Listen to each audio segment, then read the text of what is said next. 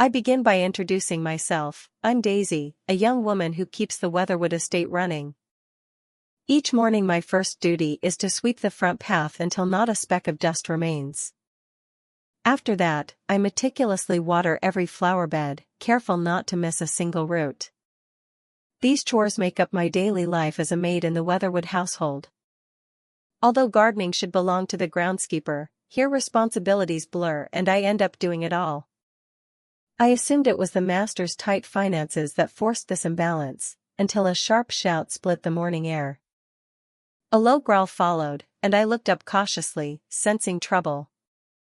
Bucket in hand, I stepped to the main gate to see what was unfolding beyond the fence.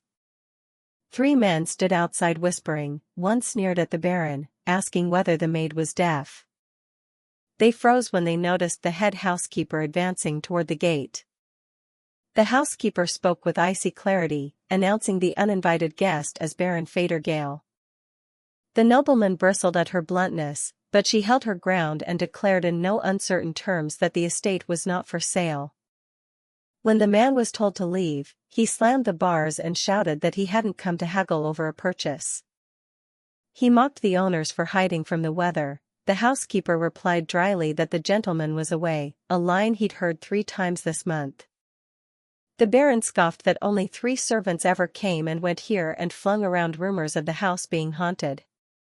He lamented the decay of a once grand estate, and the housekeeper snapped back at his presumptuous pity.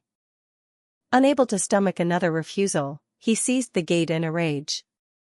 Pointing to a portrait inside, he bellowed that the late Viscount would turn in his grave to see his property in such ruin. His tone softened as he murmured about how swiftly time had slipped away since his friend fell in the magical war. The housekeeper turned her back and listened in silence as he dwelled on those long, painful 4 years. He stared at the portrait with a nostalgic intensity, mourning his old confidant. Cutting through his reverie, the head housekeeper gripped his hands and firmly ordered him to leave immediately. Irritated, he shifted his focus and barked for the young maid, me, to step forward. When I approached, he pressed me about when the Viscount had last left the house. The housekeeper answered casually that he never did. The Baron speculated, half accusing, whether the master's health kept him indoors, while also annoyed at my silence. I replied plainly that the Viscount was in robust health and had no need to venture out. He began to wail about a solemn promise from his late friend and trusting him to look after the new Viscount, his excuse for prying. He pushed one last time, asking if the Viscount was truly all right. I remained unwavering, he was perfectly fine. Insulted by the maid's defiance, the Baron swung a hand to slap me as punishment. His coarse arm descended with intent to humiliate and teach me my place. Faster than thought, I struck back, sending him tumbling and rolling across the yard. The housekeeper and the henchman stood frozen, their shock rooted to the ground at the sight. The Baron looked as if his very spirit fled him. 2 retainers scrambled to hoist their master while the housekeeper called sharply for me. Wiping sweat from her brow, the head housekeeper admonished me sternly that a servant must always endure. A burly lackey hefted their master under the arms and snarled that they could handle any obstacle themselves. The thug swaggered forward and jeered that I seemed to have learned how to fight. Before he could act, I unleashed a rapid volley of punches that left him dazed and bleeding. Calmly, I said I was exercising restraint, even as the big men lay unconscious around me. The housekeeper had no reply, and I explained lightly that my right arm had been a bit unruly lately. The head housekeeper touched the fresh scratch on my cheek and warned she would discipline me for such recklessness later. Holding a spade, I asked, naive and practical, whether I should clear away the scattered bodies and debris now. The housekeeper dismissed that brutal idea instantly, clucking her tongue in obvious disapproval. For a moment her imagination ran riot, she pictured severed heads displayed at the estate gates as a grim warning. Catching herself, she awkwardly backpedaled and said they should simply be bound and left in the usual way. Obediently, the 3 fools were hauled off and dumped on the grounds outside the manor. The housekeeper offered a reassuring smile, insisting that since it was self-defense the Weatherwood's name would protect them, and that she only followed orders. I believed her firm assurance without question. Reality, however, landed like a cold slap when I sat under the dim interrogation lamp. After those days of labor, the Baron himself pressed charges against me, assault and threats. The narrative then cuts back, replaying events from a few days earlier. At the employment agency, I waited patiently in line until my number was called for an interview. Behind the desk sat a bespectacled woman with a quill, offering a polite, practiced greeting. She began with a compliment about my delicate looks before asking my name. I answered plainly, Daisy Fager. The interviewer repeated it, clarifying the pronunciation. The name made the agent flicker with recognition, briefly recalling a famed war hero, but she shrugged it off as a common surname. Scanning my file, she noted I had a younger brother and an unusually advantageous height for a woman of service. She observed that such striking features would be a clear asset for the household position. When asked why I wanted the job, I answered without flourish, for the money. Accepting that honesty, the interviewer moved to the final, decisive question about preferred working conditions. I described deliberately, cold and practical, a place so harsh that a collapsed coworker might go unnoticed. I added the image of a merciless employer who drove staff to their limits without remorse. To her surprise, I said that environment suited me perfectly for reaching my goals. Delighted, the interviewer clasped my hand and congratulated me. Few people secured work so swiftly. She painted a glowing picture of a busy estate owned by one of the empire's most prominent families. Emphasizing the honor of the post, she shoved a slip of paper with the manor's address into my palm. She told me to wait at least a week so the agency could collect its full commission. Back in the present, I stood before the manor's grand gates. Contrary to the advertisement, it looked as forbidding and bleak as a demon's lair. Even the doorbell was broken, swallowed by a tangle of neglected vines. Unsure of protocol, I stood obediently and waited, though my nerves prickled. An hour passed in hush, only a single dry leaf drifted across the lifeless iron fence. Impatient, I seized the bars and shook the gate hard enough to make a commotion. My disturbance worked. The head housekeeper stepped out, opened the door, apologized for the delay, and checked my papers. She reminded me sharply that servants should not use the main gate but relented this once, on the strict condition I never shake the fence so violently again.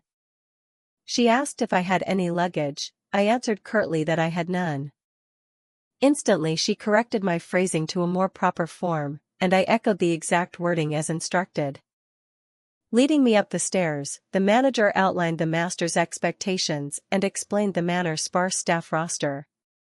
She laid out the terms plainly: payday on the first of each month and work stretching from early morning until late evening. She opened a door and showed me the private quarters assigned to the new staff member. Proudly, she declared there was no other servant's room so generously proportioned. I was told to rest briefly, change into the provided uniform, and then report immediately to the main hall on the first floor. Before I left, the manager repeated one absolute rule in a tone that brooked no argument: never disobey the master's orders. I was explicitly forbidden from entering the master's bedroom and ordered to tell anyone who asked that he was away. Instead of merely nodding, I was told to speak the lie aloud, and I complied.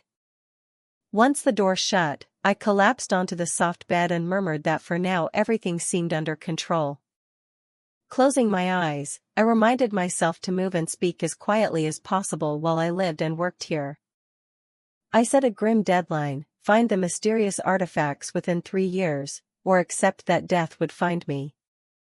Back in the grind of real life, the endless chores had me moaning that I might actually die of overwork. When the housekeeper praised my endurance, I forced a smile and told myself the agency's fee had at least bought me a roof, recalling the broker's greedy grin. Fatigue was etched into both our faces after a day of brutal, backbreaking labor. Peering out the window, the housekeeper blinked in surprise. Darkness had already fallen. She set aside the remaining chores and invited me to share a simple dinner to restore our strength. A steaming bowl of soup arrived. I dipped the spoon and brought a cautious taste to my lips. I couldn't hide my disgust. I grimaced and bluntly announced the soup was so foul it made her sweat. Despite my complaints, I polished off 2 bowls, prompting the housekeeper to scold me for making such rude remarks. With her chin in hand, the manager admitted she'd seen countless servants come and go, but never anyone quite like me. At the table she asked, with genuine curiosity, what fate had driven me to take up service. Her question sent a flash of violent images through my mind, blazing battlefields and the silhouette of a blonde man. I hesitated, spoon paused, my gaze distant as memories pressed at the edges of my thoughts. Sensing my discomfort, the housekeeper softened her tone and said I didn't have to force an answer if it was painful. She reassured me gently that everyone carries hidden stories and private sorrows, no one is exempt. I almost confessed that I had taken the post because I was homeless and penniless, but I swallowed the confession to avoid worse exploitation. Contrary to hopes for a gentle first day, Dawn brought a relentless roster of cleaning tasks from the head housekeeper. The work drained me so completely that when I finally sank onto the bed for a nap after dinner, morning had already come. The days that followed offered no respite. I labored through menial chores until I felt more beast of burden than human. That night, while I slept the sleep of the exhausted, a hooded figure slipped into my room with a hidden dagger. Danger dropped over me as the blade's keen tip flashed in the dark, aimed with deadly intent. The intruder pressed the cold steel to my throat, snapping me awake and ordering me to obey if I wanted to live. He peeled back his hood just enough to reveal a pair of icy blue eyes as he declared, loudly and flatly, that from now on I was his spy. My assigned mission, he said, was to watch Viscount Weatherwood closely and report every movement. Groggy, I blinked and asked why. He broke into a sweat, bewildered that I still seemed half asleep and unfazed. To intimidate me, he slammed the dagger onto the floor with a loud, threatening clang. But luck was not on his side. Before he could move, I seized the cloak at his collar and pinned him. Calmly, I rifled through his possessions while he writhed and screamed beneath me. As I'd expected, my fingers closed around a small, glowing pellet secreted among his things. It was the notorious suicide poison used by assassins, an emergency pellet to end oneself quietly if a mission failed. Stripped of that escape, the intruder's hood fell back to reveal bright hair. He coughed and looked utterly unnerved. Standing over the man who'd tried to kill me, I pressed him coldly to explain who had sent him and why.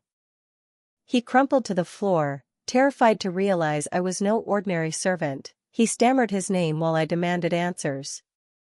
Out of options, he sighed and confessed he was acting on orders from the Assassin's Guild and didn't know the reason the Viscount was being watched. Pressed for who had slipped him in, he could only shake his head in genuine confusion. He truly didn't know. After a moment's thought he asked what number agent I was assigned. Internal intel suggested at least 3 operatives had been planted here. Her suspicion tightened into certainty. The work was brutal, but it hadn't forced the entire staff to abandon the estate. She demanded, blunt and urgent, to know what had become of the maids who had served before her. The assassin shrugged helplessly. His task had been only to coerce victims into binding vows, not to handle what came after. She immediately pieced it together. Someone must have deployed a dark artifact or spell to force oath-bound servitude. If a forbidden oath trades one's soul as collateral, the price is annihilation. Those missing maids likely didn't flee, they may have been destroyed, and that realization made her wonder what threat the enemy saw in the Viscount to justify such cruelty. With his suicide pellet gone and no escape, the man sank to his knees, begging for mercy and swearing he'd vanish and never return. He vowed to protect her secret and even offered to pledge fealty to her in exchange for sparing his life. She coldly dismissed the bargain. She wanted neither his gratitude nor his allegiance. I stared down at him sprawled on the floor, icy with deliberation, weighing whether to finish him then and there. The thought evaporated as the housekeeper's stern warning echoed in my mind, forbidding such violence. Dawn crept in, painting the quiet room with pale light. I frowned at the window, my thoughts cluttered with uneasy calculations. Breakfast was calm, birds sang while the two of us sipped hot tea in companionable silence. Halfway through the meal, a ruckus outside drew my attention. New neighbors were clearly moving in. Watching wagons clatter past, I wondered why, so soon after the Ashleys left, another family was already settling in. It struck me suddenly, the house across the way hadn't been empty the whole time, as I'd assumed.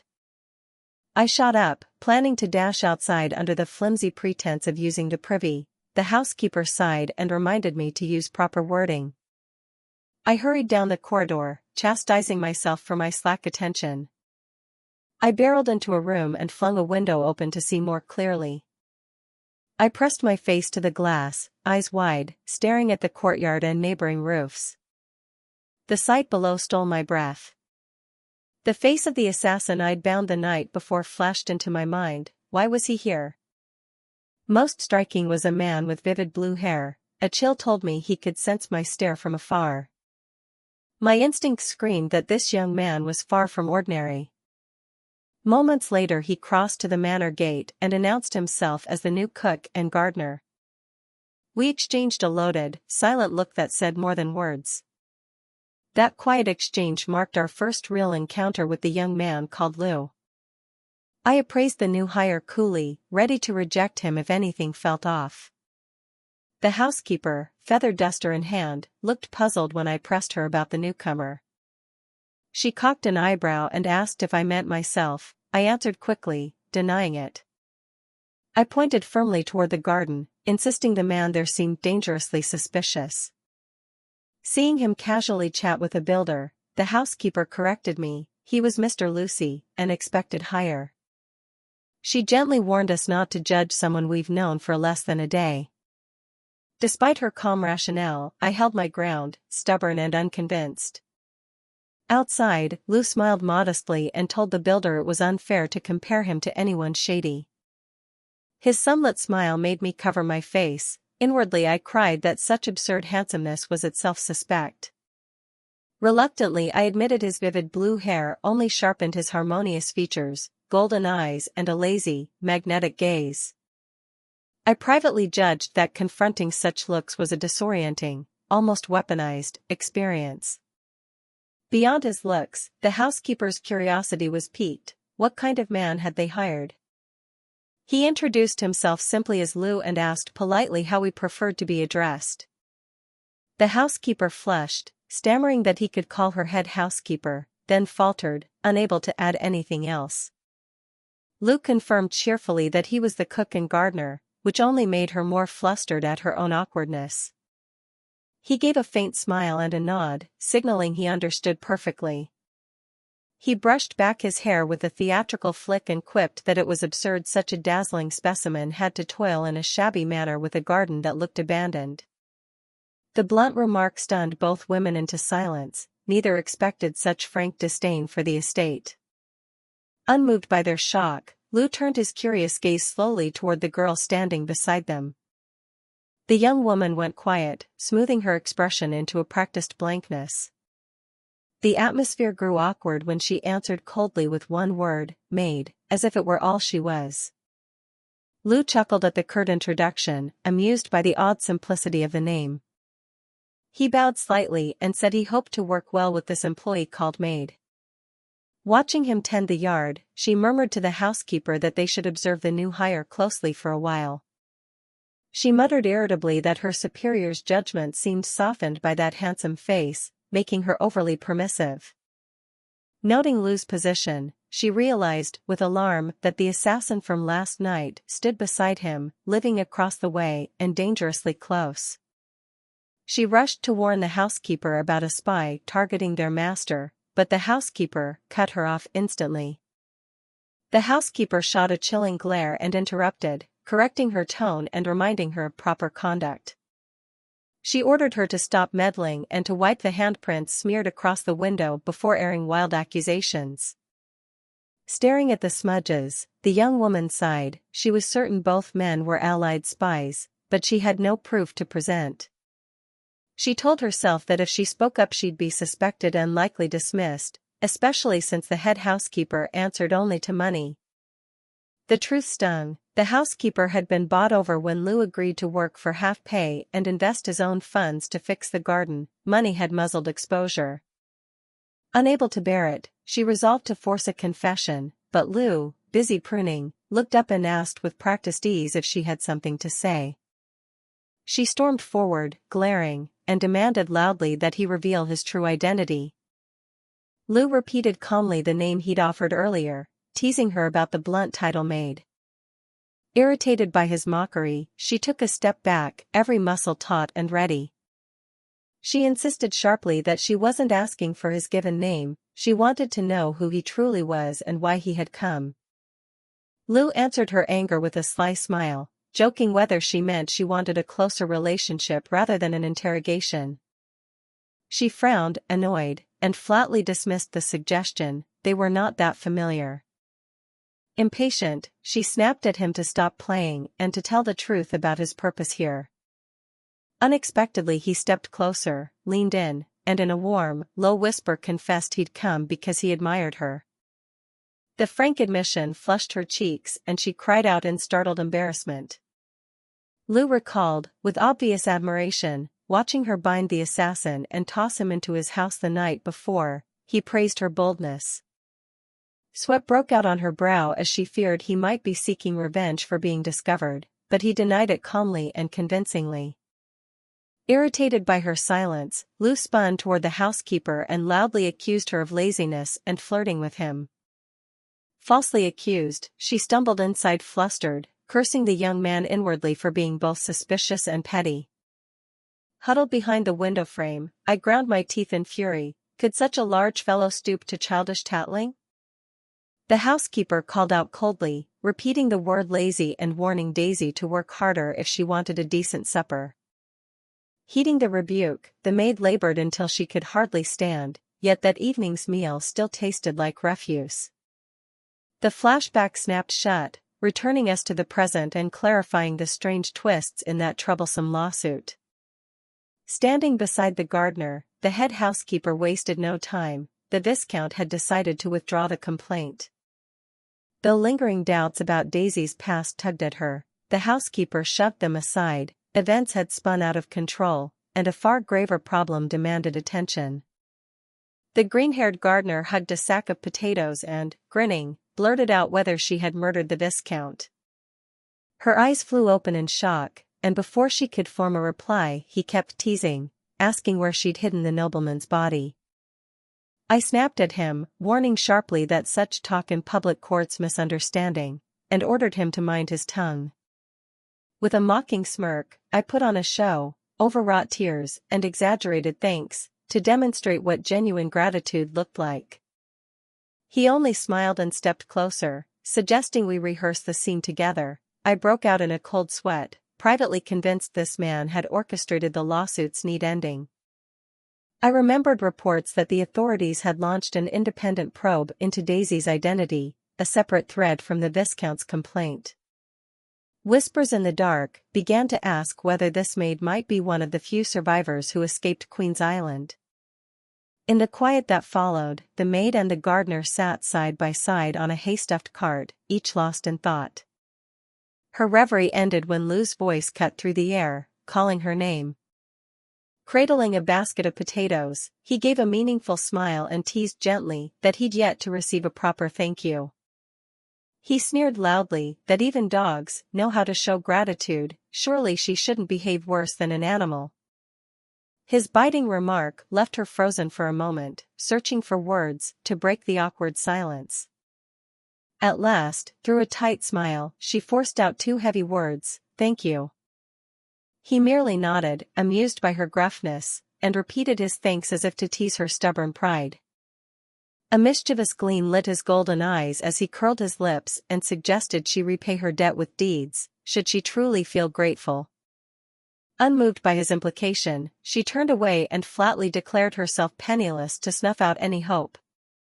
With that she hopped off the cart, stomping ahead while he stayed behind to secure their bundles. Lou slipped up behind her and, voice dropping, warned seriously that she must never act rashly, especially not in ways that might cost money, and to tell him first if she ever committed a murder. The charged moment shattered when the head housekeeper stormed up, shouting their names with a face full of disbelief. Seeing her panic, Lou pointed to the girl, gestured frantically, and assured their superior that Daisy was perfectly fine. The housekeeper exhaled and complained that she'd assumed it was self-defense and even tried to smooth things over with the family name, but the other party had been intractable. After briefing her, the housekeeper's gaze narrowed. She watched us both with thinly veiled suspicion, certain we were concealing something. Noting dusk was near, she put her questions aside and asked the gardener cook to have supper ready on time. He bowed and promised he would. He thumped his chest confidently, vowing to prepare a special dish to prove his worth, news that made the housekeeper keen to taste his skills. Clutching the heavy potato basket, I ground my teeth in frustration. His smooth talk had already won her over, and I feared the housekeeper would be duped unless I stayed vigilant. In the brightly lit kitchen, the tall new cook moved with easy grace, knife and board flashing as he prepared the meal, with practiced focus. A steaming bowl of potato soup was set before us. Startled by the aroma, I lifted a spoon at his courteous invitation. He shrugged off his apron and explained simply that potatoes were all he had, so he'd made the simplest dish he could. The housekeeper sampled a spoonful and gasped, declaring it the best thing she'd tasted in years and feeling guilty at how little he'd been paid. Seizing the moment, the cook teased that if the potato peeler hadn't been as slow as a turtle, dinner would have arrived earlier. I swallowed my pride, dug in for a second bowl, and admitted bitterly that I'd been slow. There was no comeback to his jab. Watching me eat heartily, the housekeeper urged me to take my time while she wondered, spoon midair, how he'd conjured such exquisite flavor from humble potatoes. Once the meal was finished, her curiosity turned inward. How had he resolved the lawsuit so neatly? Had he used coercion or worse to bend that arrogant noble? Her thoughts raced to a wilder hypothesis. Could this gardener actually be a noble of higher rank than the Viscount, hiding behind a simple apron? Catching wind of her thought, he smoothed his hair into a pose and launched into an extravagant monologue praising his own flawless perfection. She sighed and conceded, wearily, that his vanity had no equal. Resigned to his non-stop bragging, she fired a dry, sarcastic remark, feigning astonishment that the usually taciturn colleague could suddenly be so loquacious. Not to be outdone, he curled a mocking smirk and advised her to save that sharp tongue for useful moments rather than spill short, foolish comments. Called an idiot, she puffed her cheeks in offended silence, ladled her soup, and swallowed her bitterness while wondering if others truly saw her as dull. She glared across the table, resenting how his arrogance kept dragging her out of quiet and forcing these petty complaints. With a laser stare, he nudged his bowl toward her and teased, asking if she was coveting his portion. Ignoring politeness, she grabbed the bowl with a scowl. No matter how she felt about the cook, that soup was too good to waste. His portion taken, he rose cheerfully, excused himself, and told the housekeeper his overtime pay would be sorted later. The head housekeeper smiled and waved him off, and the new employee closed the dining room door to go rest. Left alone, the two women attacked the dishes with the same furious efficiency they'd shown eating, sweeping the quiet room into order like a storm. Even after scraping the bowl clean, an irritating prickling remained inside her, a small ember of unease she couldn't shake. Distracted by that simmering annoyance, she dropped and shattered a plate, drawing a sharp rebuke and admitting gloomily that working with Lou bordered on torture. Late that night, candle in hand, she paced the dark corridor, assembling facts and narrowing her suspicions to two plausible theories about the mysterious colleague. The first theory: he might be a cold-blooded assassin planted in the manor by an underground network to gather intelligence and eliminate the Viscount. The second possibility, drawn from intelligence reports, was that a powerful organization was scrutinizing her origins with unusual intensity. That force could have leveraged its reach to unearth a buried past and dispatched the green-haired man here specifically to hunt her down.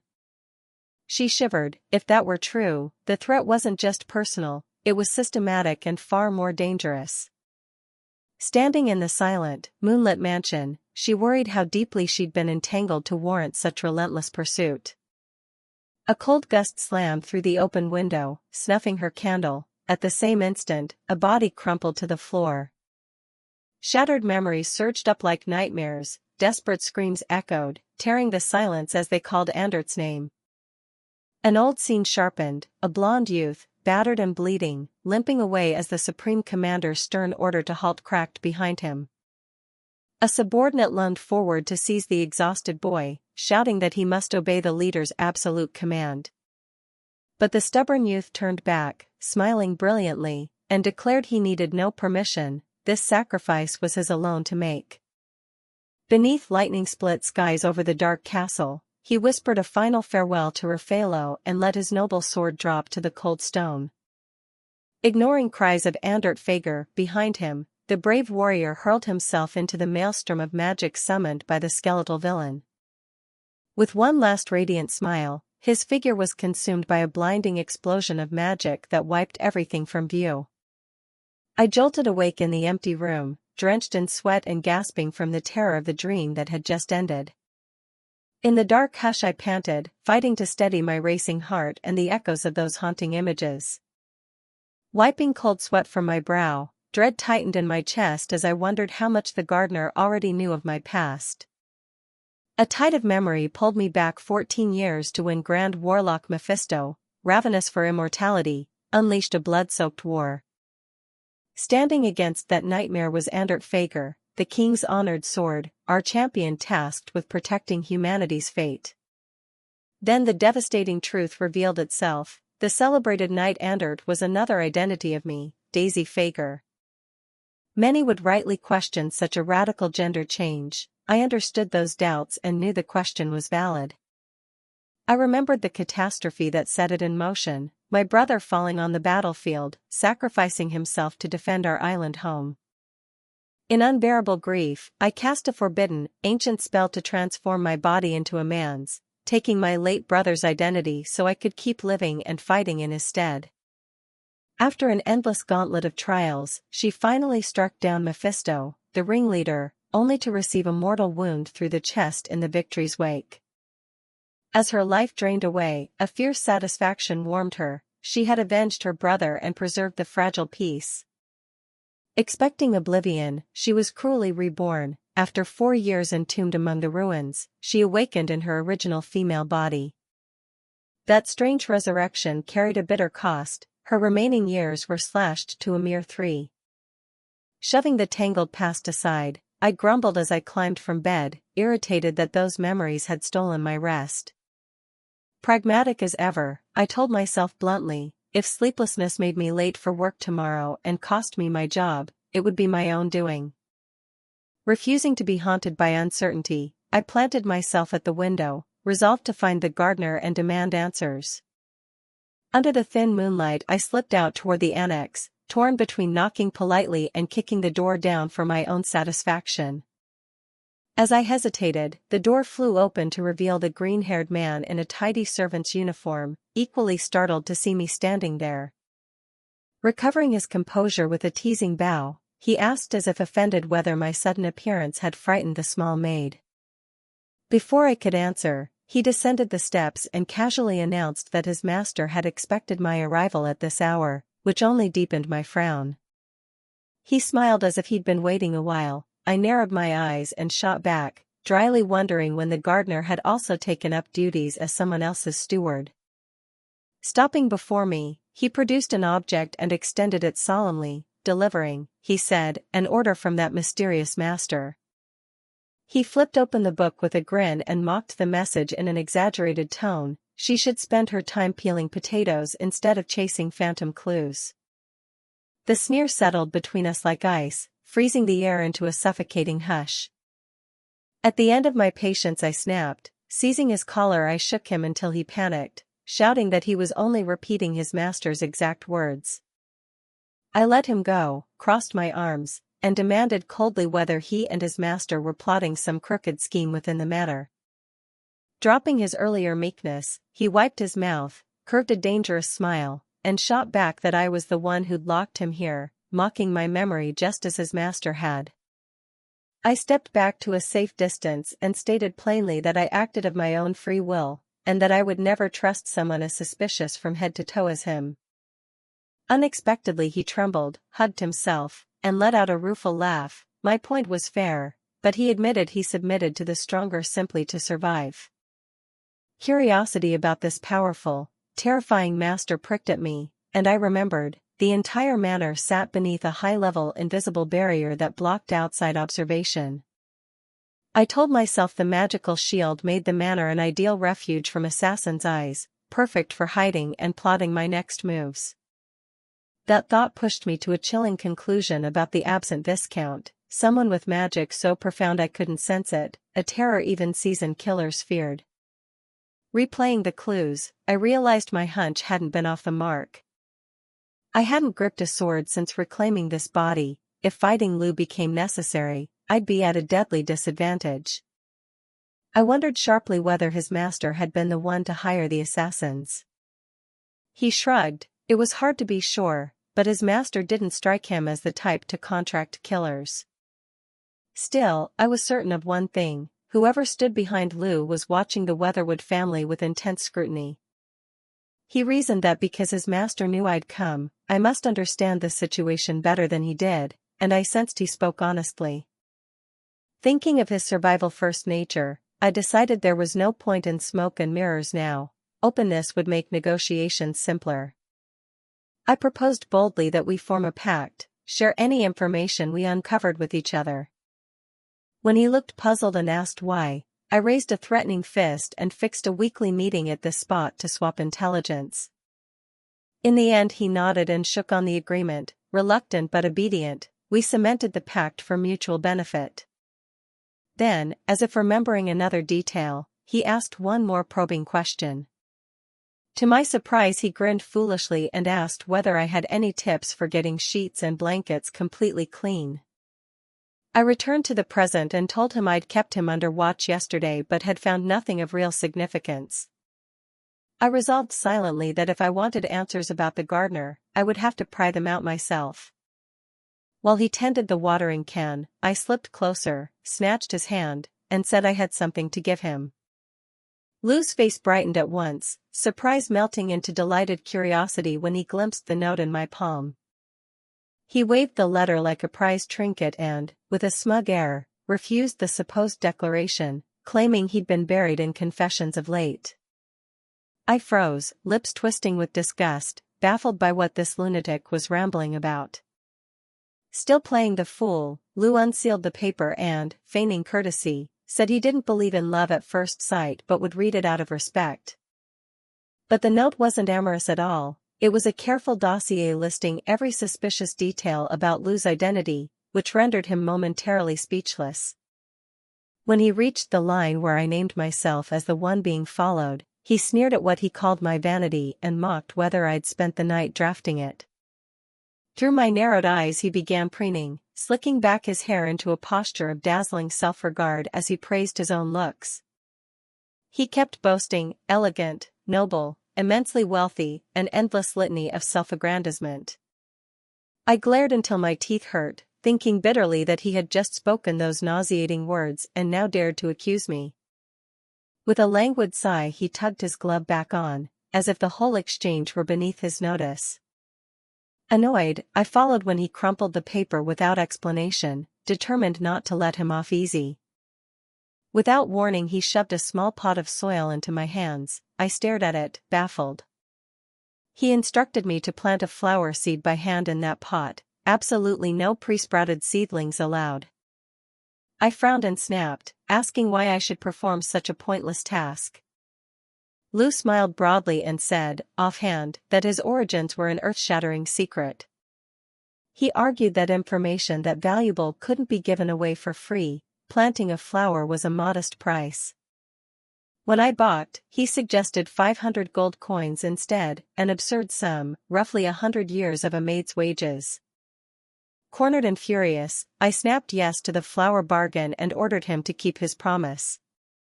He ruffled my hair with a fond, conspiratorial air and said he looked forward to seeing what I'd grow. Half closing his eyes, he smiled faintly, genuinely curious to see what kind of bloom I'd coax from that pot. I glared at his hand on my head and hissed through clenched teeth that I'd break his arm if he wasn't careful.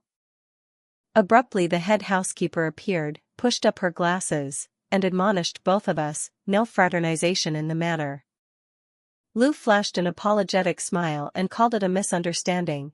The housekeeper's cold reply was that time would prove otherwise. She warned me sharply that any neglected duties would mean a pay deduction. I felt a cold sweat at the thought. The housekeeper dismissed the flirtation and ordered me to hurry to market for provisions. I obeyed without protest. Amid the market's bustle I sighed. Nearly losing pay over gossip was maddening, so I shelved probing Lou's past for the moment. I convinced myself he was merely suspicious for now, not yet proven dangerous to the matter. As I walked, an old woman repeatedly bowed at her vegetable stall, calling softly to passers-by. The produce looked pitiful, radishes limp, potatoes sprouting, signs of hard times. The woman's struggle tugged at me, her worn hands and hopeful bows pricked my conscience. I sat at the stall and gently asked to buy 7 potatoes, wanting to help in a small way.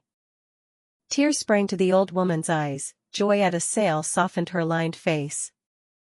She fussed gratefully as she took the coins and begged me to return and support her again.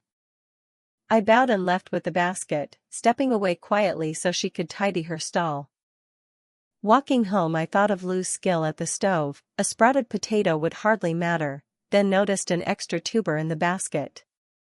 I hesitated, unsure if I'd miscounted or if the woman had slipped one in. I turned to return it. At that moment a burly man strode up to the stall, jeering about the paltry coins she had taken that day. The thug snatched the day's earnings from the old woman's trembling hands, pocketing the gang's fees as she cried that she was only a humble vendor. With no hint of mercy he kicked her square in the face, sending the woman sprawling and gasping on the cobbles. He barked orders like an officer, demanding she clear her stall at once and be gone if she couldn't pay, his words lighting a cold fury in my eyes. I couldn't watch it any longer. I stepped forward and, voice icy, warned I'd throw every one of them into the gutter. The thug leered at my plain dress, sneering when he realized the bluster came from nothing more than a lowly maid. He jabbed a finger into my shoulder with a vicious grin and threatened to cripple me so I'd never walk the streets again. The old vegetable seller began to wail, flailing and begging me to run before things turned worse. I ignored her plea and drove a hard kick into the thug's groin. He went white and folded, breath knocked out of him. The blow drew gasps and hands to mouths from the crowd, shock rippled through the market like cold water. He crumpled, clutching himself, cursing the mad maid through gritted teeth as pain stole his voice. Before he could regain his footing, I landed a clean uppercut that burst his nose and sent blood streaming down his face. With one last shove he toppled forward into a nearby trash bin headfirst, the market falling silent at the sight. I dusted my hands off and, smirking, dared the remaining henchmen to come and try their luck. The 2 lackeys clung to each other in panic, shaking their heads and backing away from my provocation. As they dragged their boss's bin and fled, I helped the old woman to her feet while she murmured thanks over and over. Once she was steadied, I asked quietly where this gang came from and why they preyed on the market. Through watery eyes she explained they began life as a militia during the Magic War, hardened and lawless afterward. When peace came they didn't disband, they reinvented themselves as enforcers, extorting protection money and brutalizing anyone who refused. Her gaze lingered on the signboard of the protection outfit. She nodded when I mentioned it, confirming the link. I allowed a small, calculating smile to cross my face. Pieces were clicking into place. Satisfied, I slung the basket over my arm and stepped away, letting the market's murmurs follow me. The vendors warned me the outfit was run by 6 leaders and roughly 20 enforcers who prowled the stalls collecting fees. One passerby muttered that going to the magistrate was pointless, the gang had their fingers in the local watch and the law itself. Standing at the tavern door, I couldn't help but think wryly that inns used to be where folk met with laughter, not fear. I cracked my knuckles, anger sharpening. These men pretended to be a merchant's guild while running a racketeering racket. Still, it was an opportunity. I needed leads on the relic, and these thugs could be turned into an information source with the right pressure. Under the hush of night, I slipped along the empty street, keeping to the shadows like someone with nothing to lose. I glanced down at my shoes and thought, not for the first time, that skulking about after dark was hardly proper for a maid. A cold shiver ran through me, imagining the head housekeeper's scorn if I were caught. Whether the night mist made it chillier or it was just my nerves, I couldn't tell. I eased the tavern door open and stepped into the dim, smoky gloom. Tapping the bar, I noted with a steady eye that two of the gang's usual men were missing from the room. I faced the surly bartender and ordered plainly, keeping my voice low and steady. He brushed me off with a scowl, saying the tavern wasn't officially open yet and I should leave. A henchman slid up behind me, squinting. My silhouette stirred some recognition in his eyes. He leaned close and asked in a low voice if we'd met before. The bartender gave a slow nod, eyes narrowing. Understanding dawned on him and he grabbed my shoulder, snarling that I was the lunatic who'd left his brother with a broken face that morning. I sized the two ruffians up with a casual, contemptuous glance, wondering if the man before me was truly kin to that scumbag or simply another pile of worthless muscle.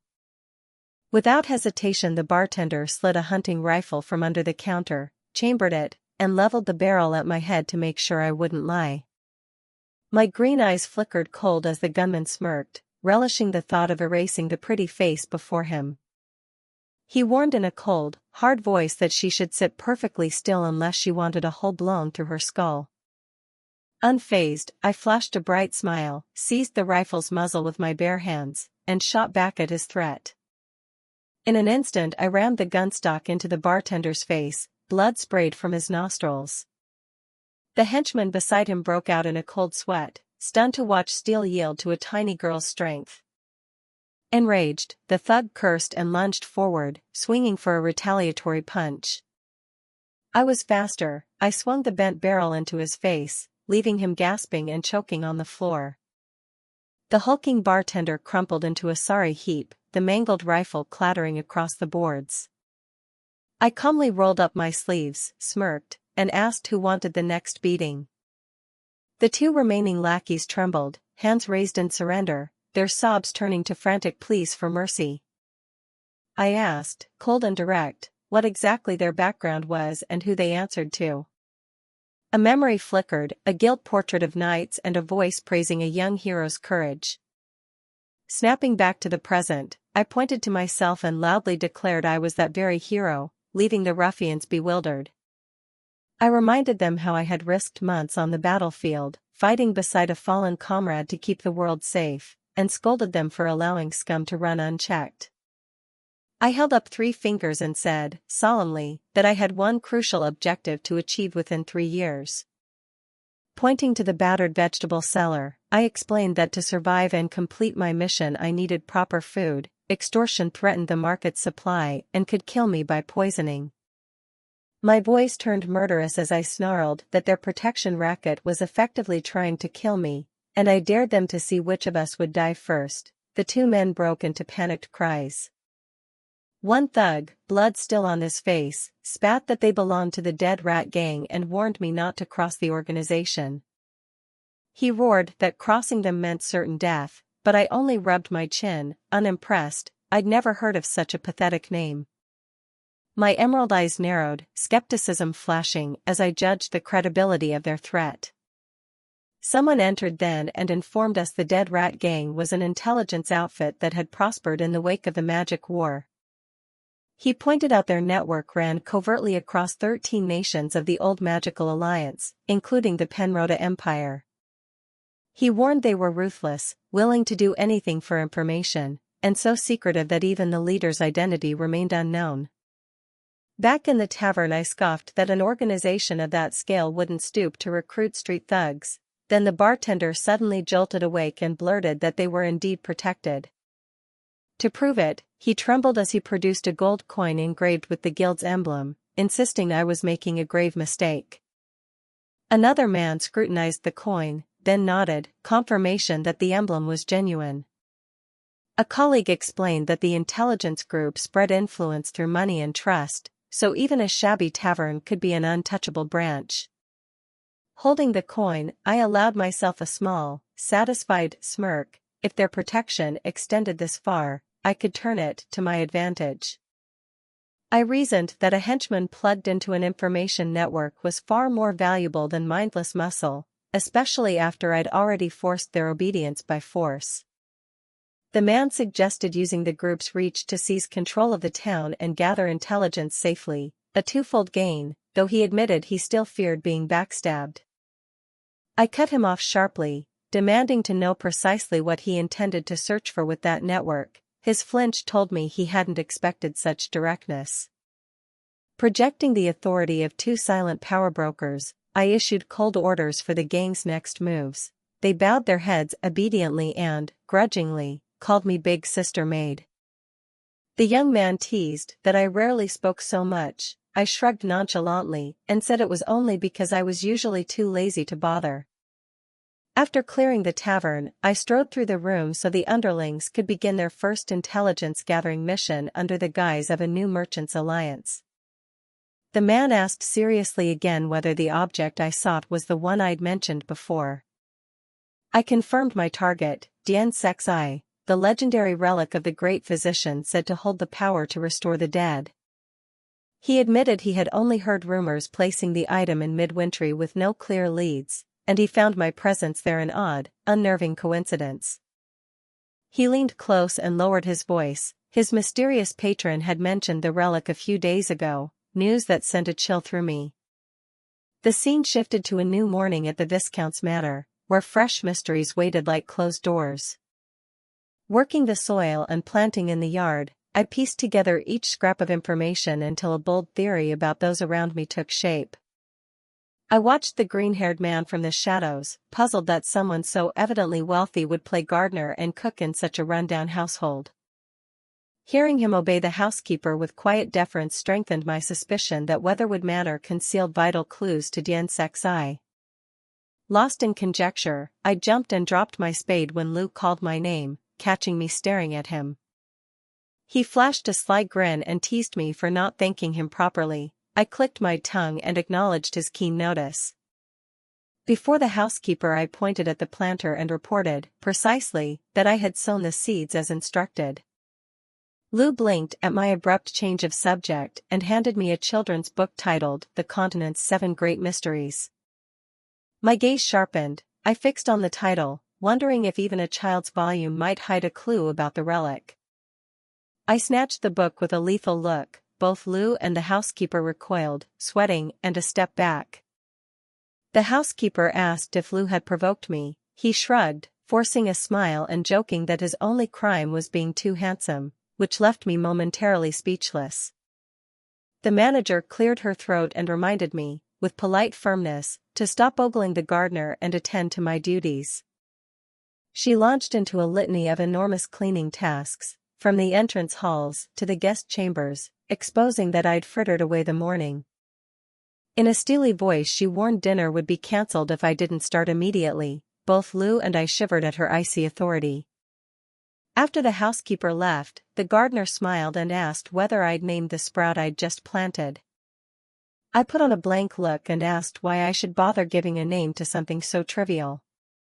He sighed and asked if I even knew what seed I'd planted. I shrugged, entirely indifferent, saying it didn't matter. He shut his eyes theatrically and lamented that with such carelessness the plant might die before it even sprouted. Gently, he advised that plants needed care and affection to grow, teasing that no one could force me to care if I truly didn't want to. Back in my room I stared at the empty planter and muttered that I should think of a name at least. I gazed at the blue sky beyond the window and let my mind drift, searching for a name that fit. A flash from the blade of a sharp knife sparked a cold idea, and I couldn't help making a sudden, dangerous sound.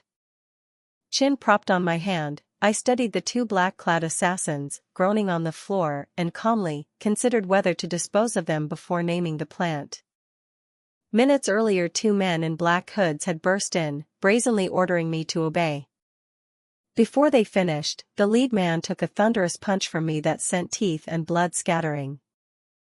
With a fluid motion, I followed with a second strike, felling the other assassin with a single, powerful swing. Their bodies slumped to the floor and I sighed, annoyed that the berid rats were causing trouble again. Surveying the sprawled figures, faces swollen and foam at their mouths, I muttered that they had come in pairs, as usual.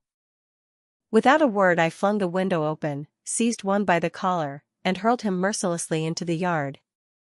Hoisting the second under my arm, I tossed him down the stairs too, already calculating how to hand them off to the neighboring gardener for unpaid labor.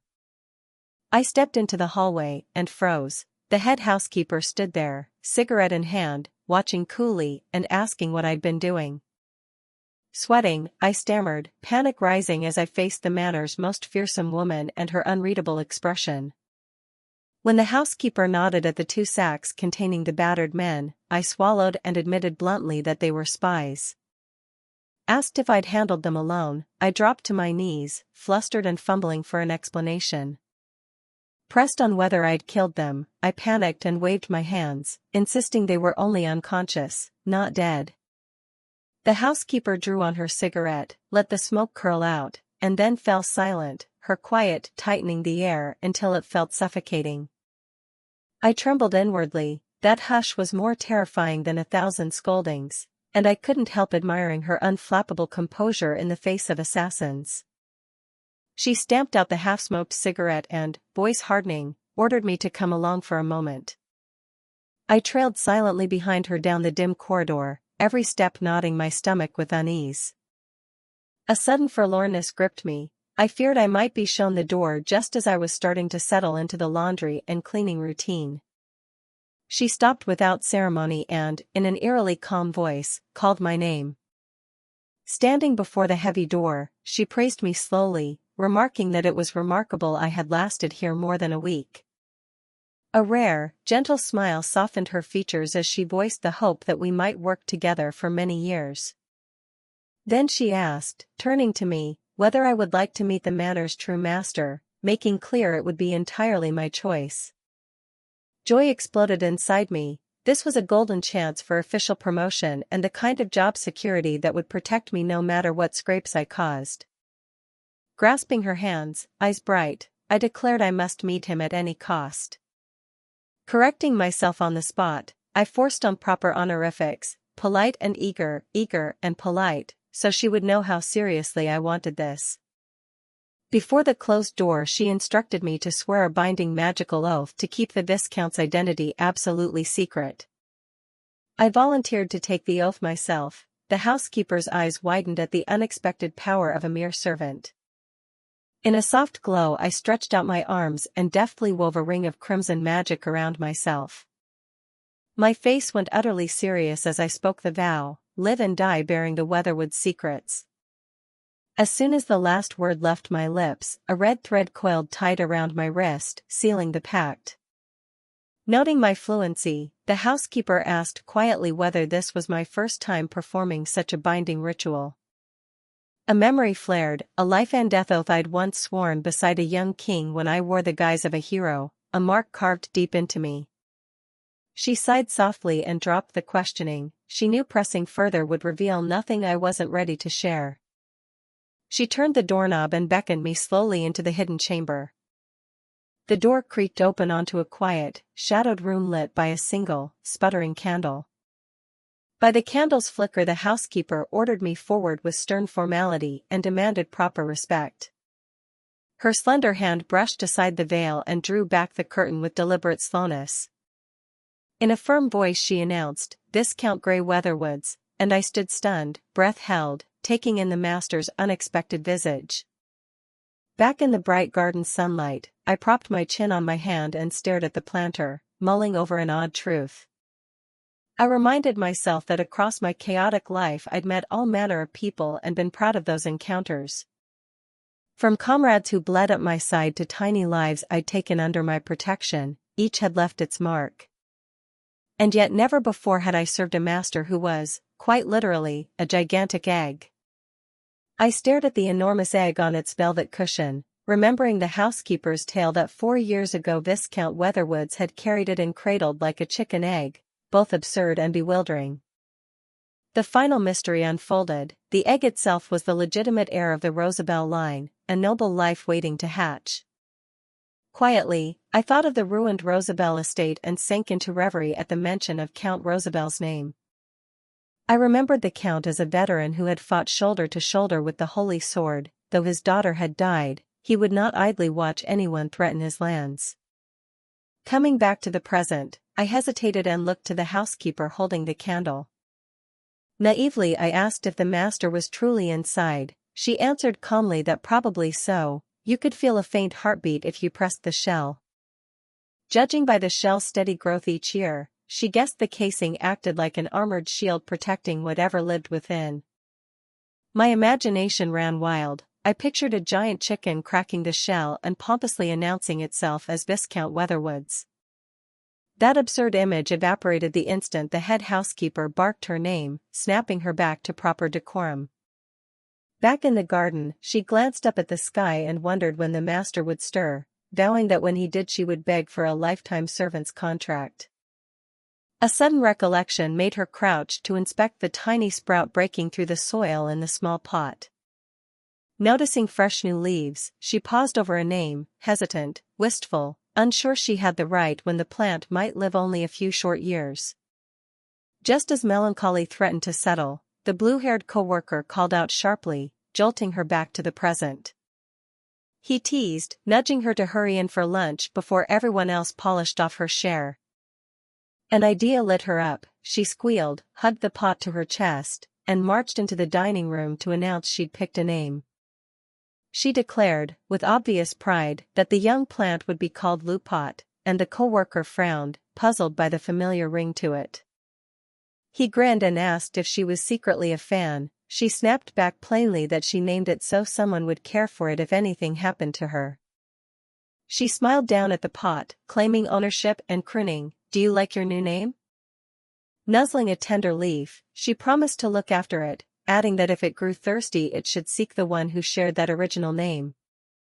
Unbothered by the namesake, the young man beamed and teased that she loved the pot so much she was practically smothering it with affection. His suggestive joke froze her for a beat, her eyes widened in startled confusion at his lewd imagination. Anger trembled through her as she clutched the pot, silently cursing that this coworker was hopelessly inappropriate.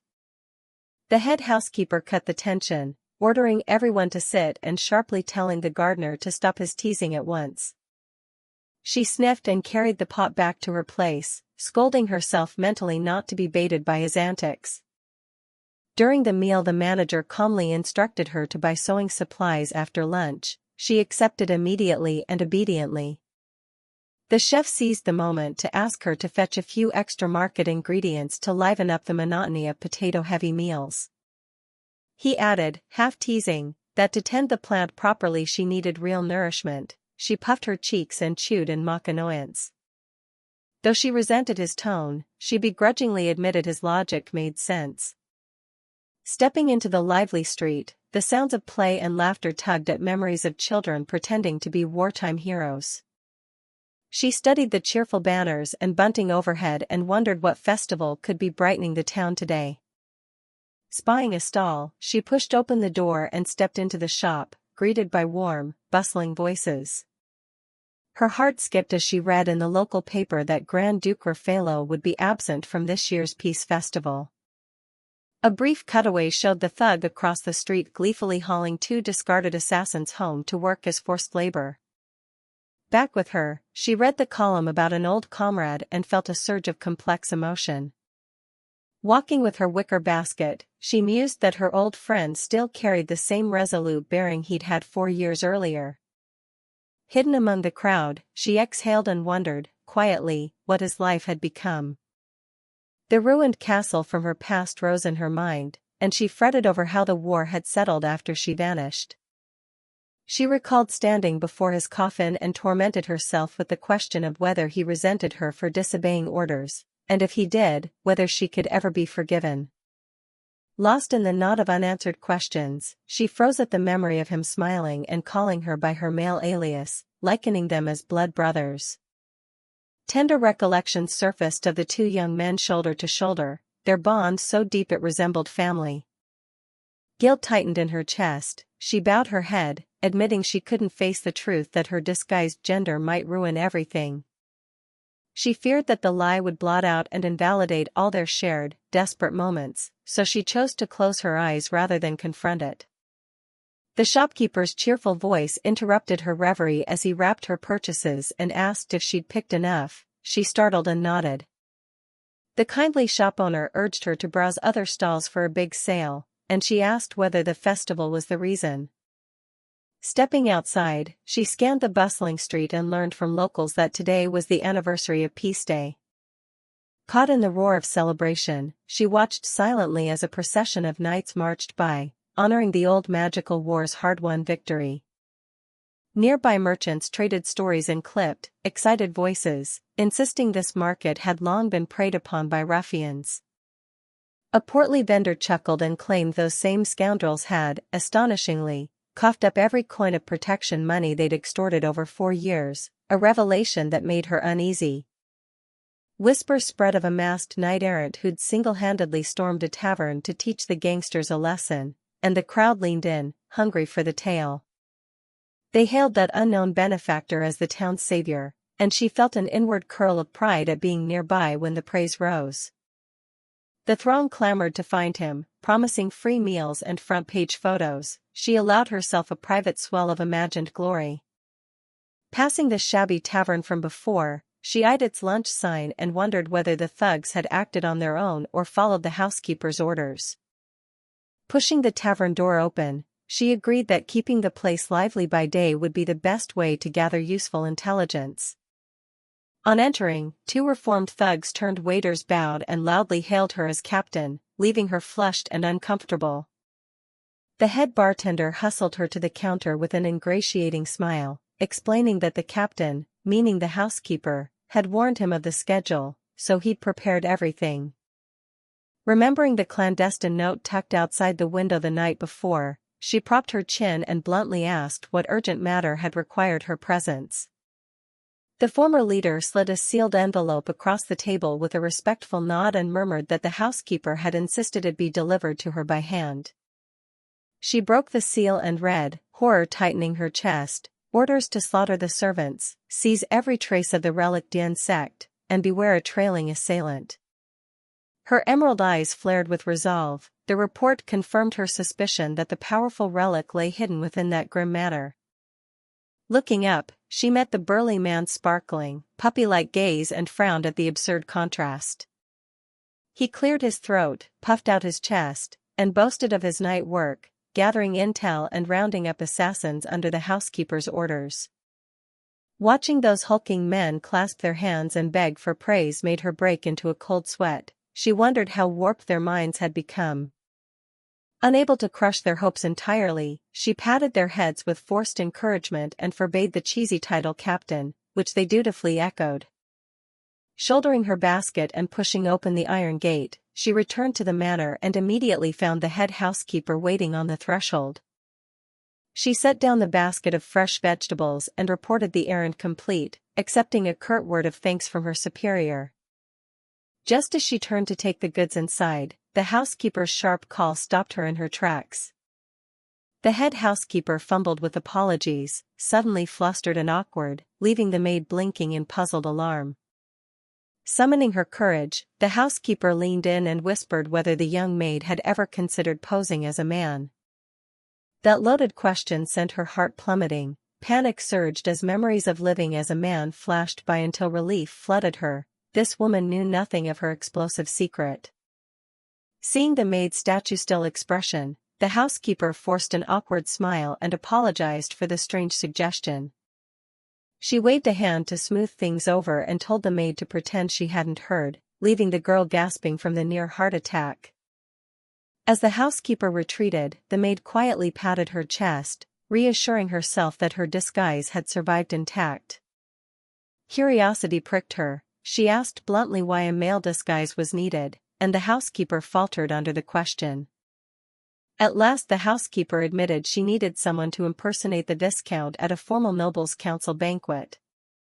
She opened her mouth to object that a servant had no place among nobles, then froze as the absurd truth about their master slammed into her mind. Her imagination supplied a ludicrous image, a massive egg wearing a fake beard and rolling into the banquet hall. The housekeeper admitted, hopelessly, that the master was literally a smooth, legless egg who couldn't attend events, then flinched at approaching footsteps. The gardener appeared, a dangerous half-moon grin cutting across his face as he teased that his ears had just caught a juicy secret. With arms folded and a smug, intimidating air, he loomed before the two stunned women and baited the flustered housekeeper into blurting their master's name. He rubbed his chin with smug satisfaction, repeating that their master was literally an egg and half-teasing them to spill the whole hidden story. The housekeeper swallowed, forced a brittle laugh, and waved it off, pretending she hadn't grasped his implication. Frantically, she flung out a ridiculous explanation. He must have misheard. What he'd heard was only a request for a silky soft-boiled egg dish. Unconvinced, the cook leaned forward and shot back. Was this exquisite egg recipe some state secret to be plotted about behind the head chef's back? He arched a brow and cornered her with mock intensity, demanding to know just how miraculous an egg recipe could possibly be. Turning up the sarcasm, he sneered that if an ordinary dish required an oath of life and death, it must be a forbidden art passed down in whispers. The maid shot him a guarded look, startled that this hawk-eyed man had noticed the oath mark on her wrist. Feigning wounded pride, he stepped back with a theatrical sigh, then immediately complained that he'd been passed over. After all, the housekeeper had told Daisy everything simply because she'd applied first. He dabbed at his eyes with mock sorrow, lamenting feeling sidelined and humiliated, despite the household having only 3 servants. In an instant his expression flipped, he grinned wickedly and unveiled a bold scheme to win their trust. He stepped forward eagerly and vowed to bind his life with an absolute oath, dangling an irresistible incentive. Peeling off a glove, he revealed a radiant magical sigil and declared he alone would be responsible for grooming Daisy into a flawless gentleman for the nobility. The housekeeper started at the taboo mark on his arm. He shrugged and said it proved his sealed lips. Had he broken it, he'd be dead by now. Grinning dangerously, he pressed for confirmation. Was that proof enough to pry out the secret, or should he stage another theatrical tantrum? With denials exhausted, the two led him reluctantly into the hidden chamber, where he gasped like a child at the sight of the colossal treasure. He laid a gloved hand on the smooth shell and gushed over the Viscount's firmness and graceful curves as if admiring a work of art. While the women still trembled at his recklessness, he suddenly swung his hand with menacing force and struck the fragile eggshell. The horrific impact shattered the housekeeper's composure. She broke into a frantic, keening scream of despair. Fisher spidered across the giant shell, triggering defensive protocols as a blazing red-eye emblem flared and alarm warnings blared. Shards flew and a blinding magical aura began to envelope the egg as automated repair enchantments kicked in. The gardener watched with clinical amusement, muttering snide criticisms about the garish exterior and the eye sigil that had manifested. Seeing that symbol froze the maid, she recognized it at once as the Orbi relic, forged by the legendary Dian sect. The head housekeeper panicked and protested, insisting the egg was merely a magical safeguard for the Viscount and that she'd always heard a faint heartbeat from within.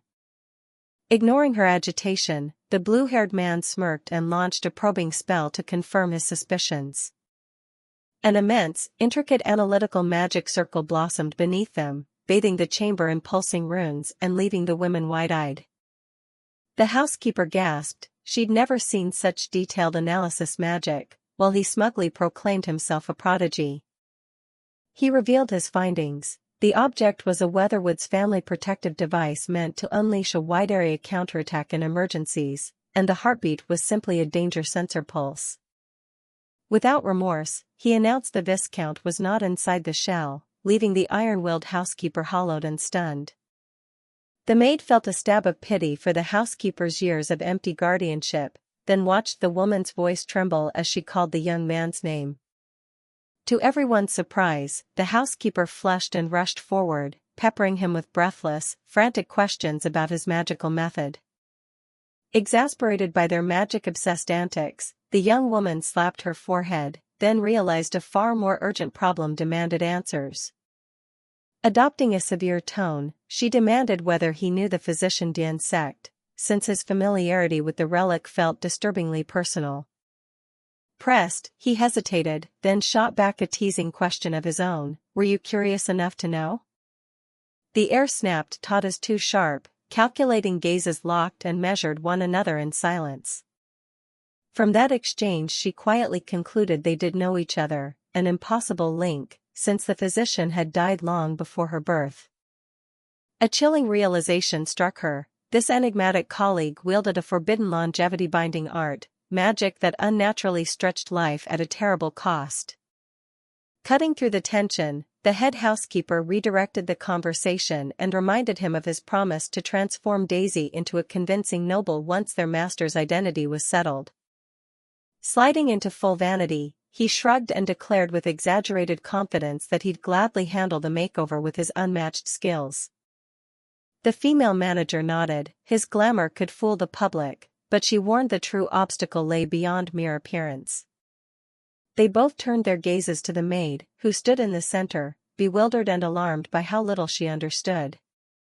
The housekeeper bluntly admitted her worry: she couldn't in good conscience send such an oblivious girl alone into the treacherous world of nobility. Her bold proposal was pragmatic: assign a companion to pose as the maid's wife, ensuring control and guidance in every situation. The maid thought it plausible but pointed out the housekeeper couldn't leave the estate. The housekeeper confirmed she was indeed bound to the manor. Like a flash, the gardener pressed a hand to his chest and volunteered, declaring it an honor to act as the family's female head in public. The conversation snapped into a grim flashback: a filed report about someone crossing a line and a volunteer who'd joined an assassination plot against the villain Mephisto. The memory opened on a military camp where Grand Duke Raffaello and a white-haired adjutant bent over a war map, tension taut between them. Bloodied and furious, the blonde officer brusquely dismissed the reckless assassination proposal as madness. The commander snapped that he would never knowingly send his men to certain death alone. With a faint, weary smile he calculated aloud: the odds of success were too slim to gamble their lives on a desperate, doomed strike.